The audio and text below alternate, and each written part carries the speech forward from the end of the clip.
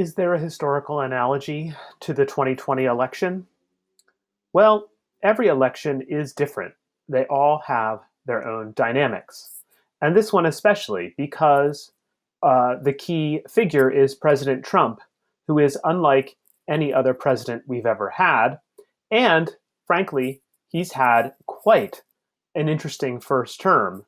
If you think about impeachment, if you think about a global pandemic that has killed over 200,000 Americans, and you can add on top of that three very controversial nominations to the Supreme Court. So, with this president, we are really dealing with something quite different. But I do think there are a couple of sort of historical analogies that fit 2020. The first is, I think the election is shaping up to be, like many elections in the past featuring a sitting president, a referendum on that sitting president. In other words, the main question that American voters are facing in 2020 is whether or not they think President Trump has done a good job. Now, not all sitting presidents face this kind of question. Sometimes they're able to turn the election into a referendum on their opponent. But in this case, I really do think the election is about President Trump. And in some ways, that makes this election similar to 2012, where the question that the American voters basically asked was, do we think President Obama is doing a good job? And obviously, we know the answer there. Now, the other interesting historical analogy is to the 1968 election. If you recall, 1968 was an interesting year. It featured a three-person race. Richard Nixon was the Republican candidate. Hubert Humphrey, the sitting vice president, ran for the Democrats. And George Wallace ran as an independent. Obviously, this year is different. It's a two-person race, by and large. But what makes 1968 and 2020 similar is the way in which the public and American society was deeply divided in both cases. So let's go back to 1968 for a second. We all remember, I think, that the Vietnam War was raging at that point. And that was a war that proved deeply controversial and split Americans in half as they wondered about the wisdom of fighting in Southeast Asia. On top of that, there were questions about the ways in which the civil rights movement, or at least portions of it, and the women's rights movement, or at least portions of it, were going about their critiques of American society. So that divided Americans. And finally, it's not easy to forget the counterculture, which offered up an alternative vision of life in America. Some found that alternative vision completely enthralling. Others found it disgusting and just could not countenance an America built upon those values. All of this led in 1968 to a deeply divided country, a country divided socially, politically, culturally. And I do think as we look at the 2020 electorate, we see some very similar divides, right, among Americans, some almost chasms in ways of perceiving the country in its present and what the country might be in the near future.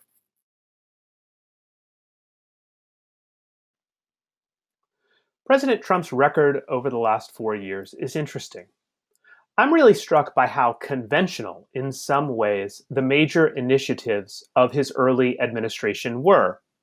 So we need here to think about the effort by the president to work with Congress to destroy the Affordable Care Act. He failed in that, but he did work with Congress to win passage of a massive tax cut, whose benefits largely accrued to the wealthy and to corporations. Also, we could think a little bit about environmental policy. Here, President Trump worked very hard to roll back the regulations that the Obama administration had set up during its time in office. Perhaps the big moment here was the decision by the Trump administration to withdraw the United States from the Paris Climate Accords. And then, of course, there's the issue of the federal judiciary. President Trump worked very hard and with Congress to stock the judiciary with very conservative judges. All of these issues and all of these initiatives were very much part of the Republican Party's program during the 2010s. So, in some ways, we see President Trump working hard on traditional Republican issues in this period. But what is equally interesting is that it's not clear that President Trump was all that invested in thinking through these deep and complex policy issues and questions of governance. In fact, I suspect he left most of that work up to his aides and his advisors. Instead, I think President Trump was much more interested in and concerned with the politics behind his presidency. I think that was really the focus of the first 4 years of his presidency.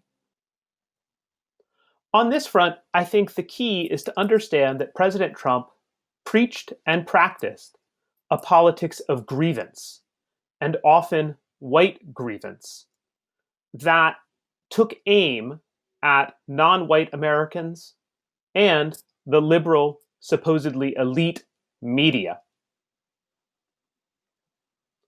So, President Trump willingly stoked divisions in the United States as he practiced this politics of grievance.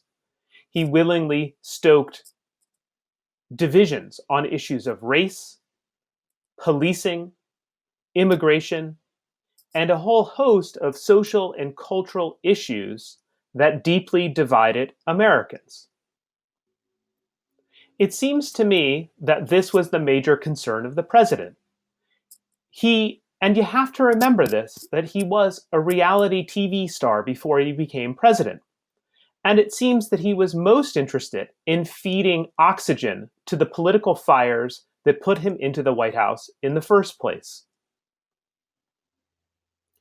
Into early 2020, I think that this strategy of governance and of politics gave President Trump a fairly decent chance at re-election. But then, as we know, circumstances changed with the onset of the global COVID-19 pandemic.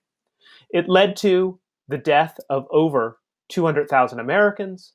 It led to an economic collapse, and it has created a crisis that the country has not yet emerged from.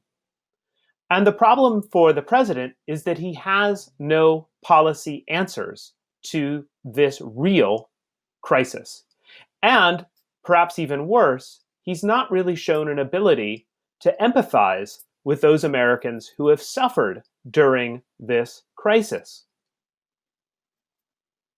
When faced with earlier crises in his presidency, President Trump often managed to bluster or change the subject. But that was not possible with COVID-19. And as a result, his political fortunes have suffered considerably. What does a prospective second Trump term look like? Well, one answer to this obviously involves the shape of Congress. If Democrats control both houses of Congress, President Trump will have a much more difficult time accomplishing whatever his agenda is. But we also need to keep in mind that the president has not done a very good job of actually explaining what an agenda for a second Trump term would look like. In fact, the Republican Party at its 2020 convention did not even write up a new platform explaining what it might do in a second Trump term. But my guess would be that a re-elected President Trump would continue along the same path, both policy-wise and politically, that he did in his first term. I would think he might even be even more emboldened to approach politics more aggressively, to practice the politics of grievance even more aggressively in his second term. Where do I think President Trump fits in the Republican Party? And what can his presidency tell us about the future of the Republican Party? Well, first, let's start from this point, which is that President Trump is the leader and the most important person and figure in today's Republican Party. He's incredibly popular among Republicans. His job approval rating in 2020 has only dipped below 90% on 2 occasions. And since June of 2020, it has comfortably rested above 90%, even as the pandemic and the economic crises hit Americans very hard. And I think it's also important to really understand President Trump's relationship to the party. I think too many people believe that Trump somehow took over the GOP, as if he was some sort of alien force invading the party. I don't think that's quite right. In fact, I would argue that President Trump understood better than many Republicans where a good chunk of the party's voters actually stood in 2016 and after. And it should be mentioned that those voters were increasingly white, older, and without a college degree. This was the result of both long-term demographics and the appeals that Republicans had made to those voters over the preceding couple of decades. The president's politics of grievance and his policies on immigration, on policing, on welfare, and a host of other cultural issues in addition to those, all played well with that group of voters. And then at the same time, President Trump did enough on issues like the federal judiciary and taxes to please party elites and the donors who fund the party. Finally, we need to understand and recall that President Trump is supported by, and his voters receive daily assurances from, a conservative media ecosphere that tolerates very little criticism, much less interrogation of the president or his views. And so all of this adds up to the fact that President Trump is in many ways a logical outcome of the last 3 decades of Republican politics and policies. And that means that while President Trump may lose the presidential election in 2020, what we call Trumpism, or the ideas that motivated him, are going to continue to be a force in the Republican Party in the coming years. It's easy to imagine, I think, a Republican presidential primary in 2024 in which a number of Republicans run as the heir to President Trump. His prospective heirs in that case may not adopt all of his policy positions. They may not adopt his political style in full, but they are going to try to win over those voters who supported President Trump in his run in 2016 and throughout his first and only term. Now, we should also mention that it's very possible that President Trump, who would be about 78 years old, the same age as Joe Biden right now, in 2024, he might decide to run again as well. The question, I think, in the Republican Party is whether Trumpism without Trump is enough to satisfy that group of ardent supporters of the president. And that at the same time, you have to realize, of course, that other folks in the party are going to push alternative views and alternative paths forward, okay? And so we'll see if they have enough appeal in the party to capture control of it. Where does this all fit into history? Well, it's important to remember that political parties often have these moments of redefinition. So think about what happens to the Republican Party after 1964, when their candidate, Barry Goldwater, loses in a landslide to Lyndon Johnson. the party goes through a bunch of discussions and debates about what the future of the GOP will actually be. And you could see the same thing happen in the Democratic Party in the 1980s. After crushing losses in 1980 and 1984, there was a conversation in the Democratic Party about what the party can and should be. What's interesting in both of those cases was that the conversation among Republicans and Democrats was a conversation that pitted often liberals and conservatives within the same party.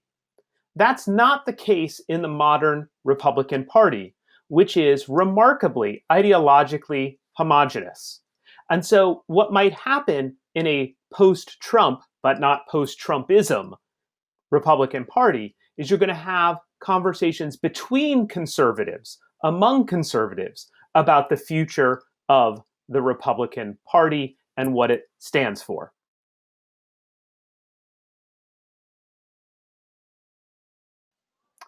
What's Joe Biden's place in the Democratic Party, and what does that mean for a possible Biden presidency? Well, I think the starting point on this question is to understand what the modern Democratic Party is. And here I would like to note that I think the Democratic Party is very ideologically heterogeneous. There's a mix of liberals, conservatives, moderates, and also folks farther to the left in the modern Democratic Party.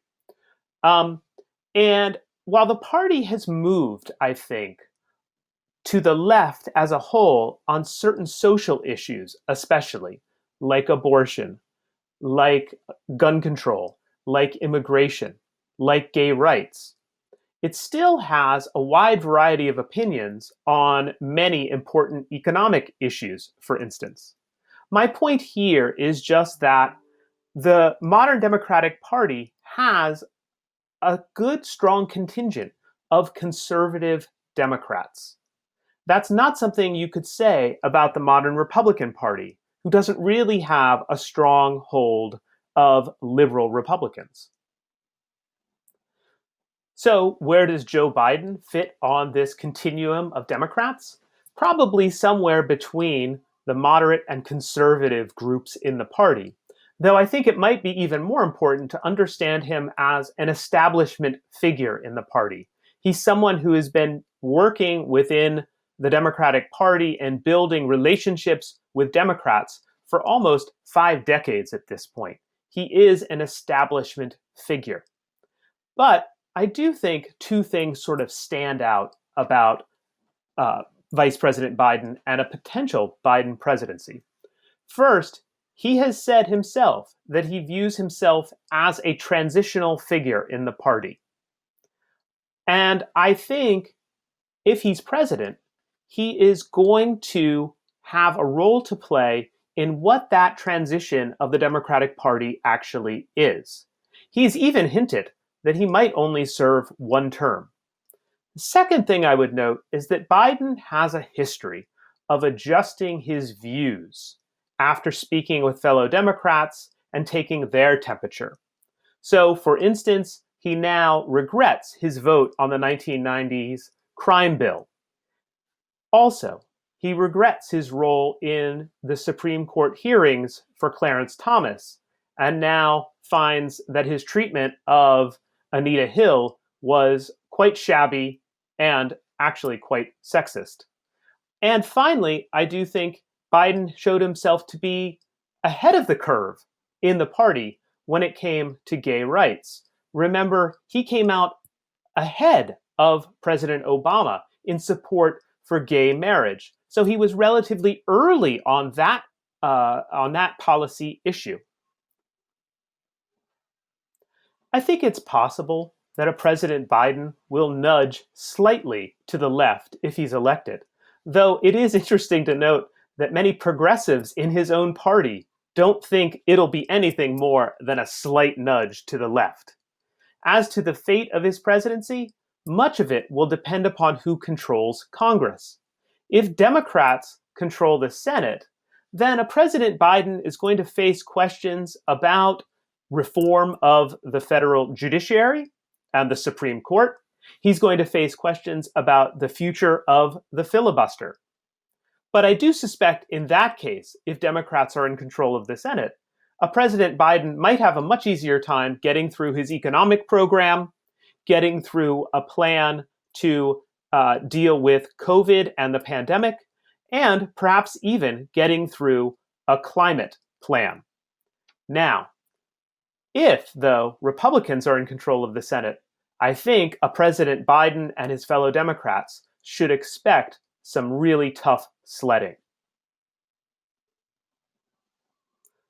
A final thing to watch for in a potential Biden presidency is that candidate Biden has been pretty clear in statements that he intends to try to work with Republicans in Congress. He's even gone so far as to say that he thinks there are about 7 or 8 Republicans who would be willing to work with him in the Senate from day one of his presidency. On this, I actually fear he's very wrong. One can begin to see the signs already among Republicans that whether they are in the minority or the majority in the Senate, their chief task will be, as Senator Mitch McConnell put it during the Obama presidency, to make sure that a Democratic president only serves one term. Thus, my guess is that if President Biden tried to reach out to those Republicans in the Senate, he would end up stonewalled, just as President Obama did on multiple occasions. It would, in other words, I think, be a waste of time for President Biden. And all of this adds up to something else. Much of the fate of President Biden's term and time in office will rest and hinge upon the shape of the Congress he is working with. So that means that in these November elections, it's just as important what happens in the Senate and the House races as it is what happens in the presidential race.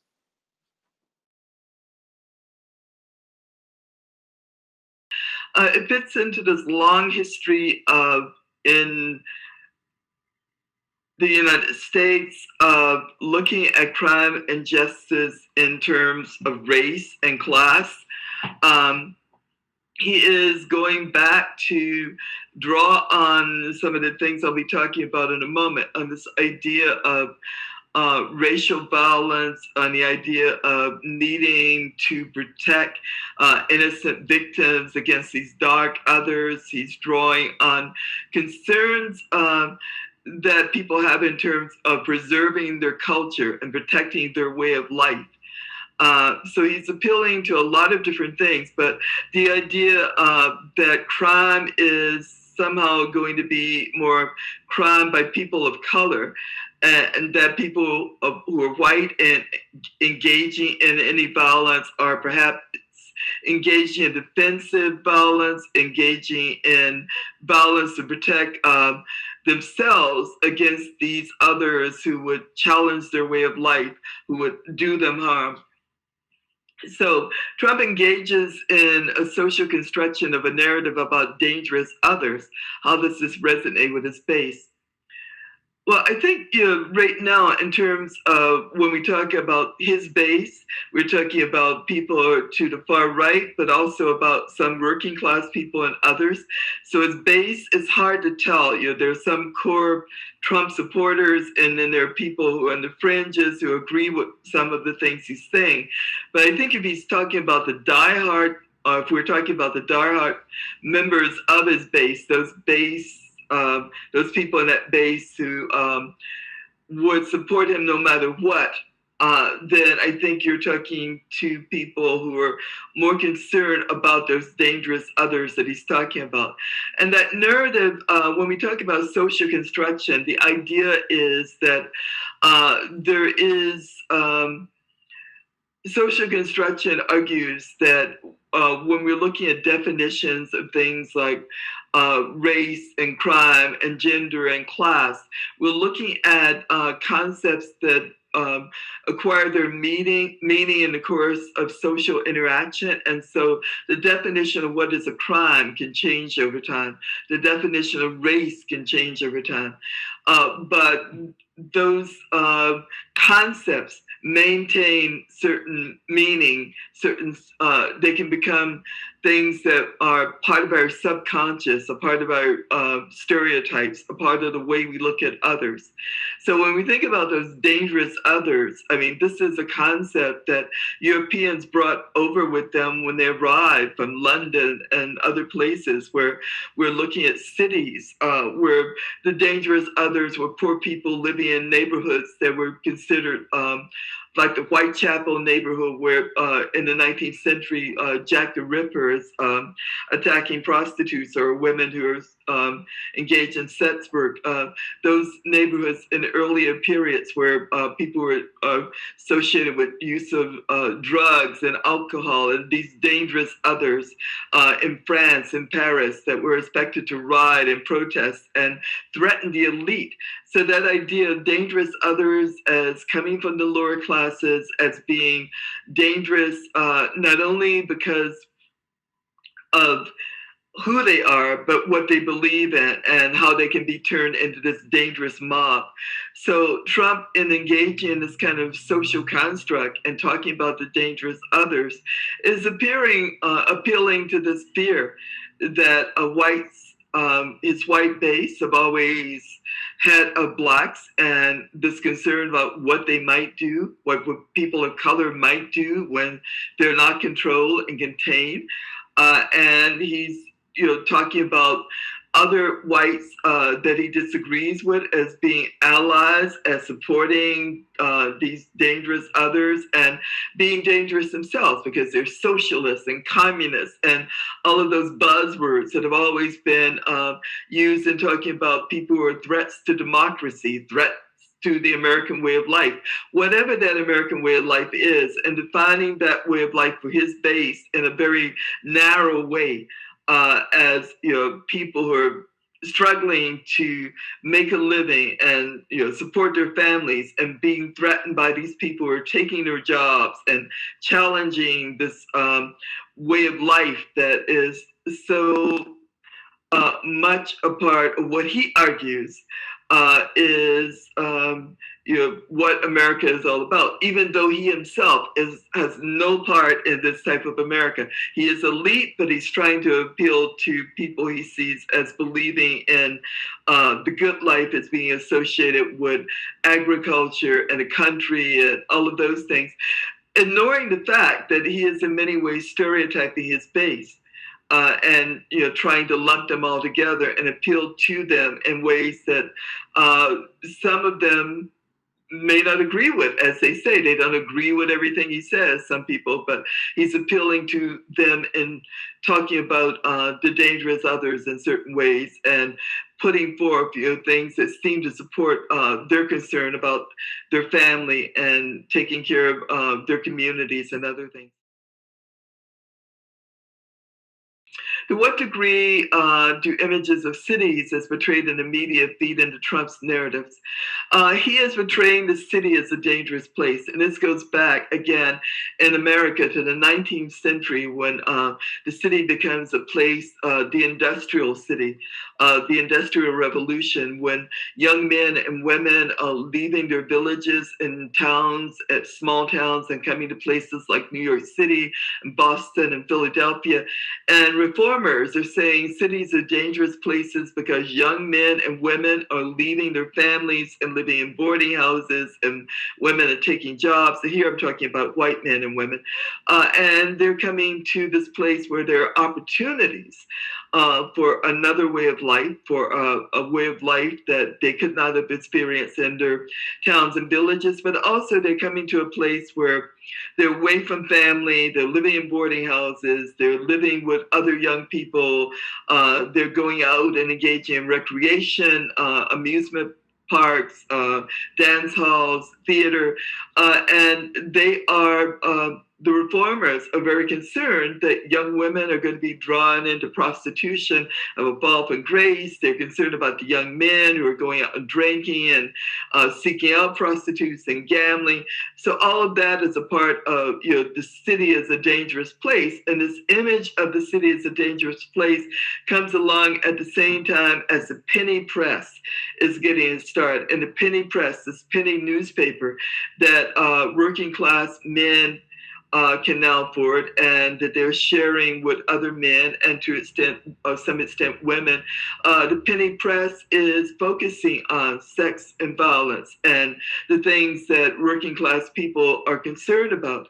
And so the press early on, the media early on, to the extent that they're covering the police and real life crime and looking at murder and death in the city.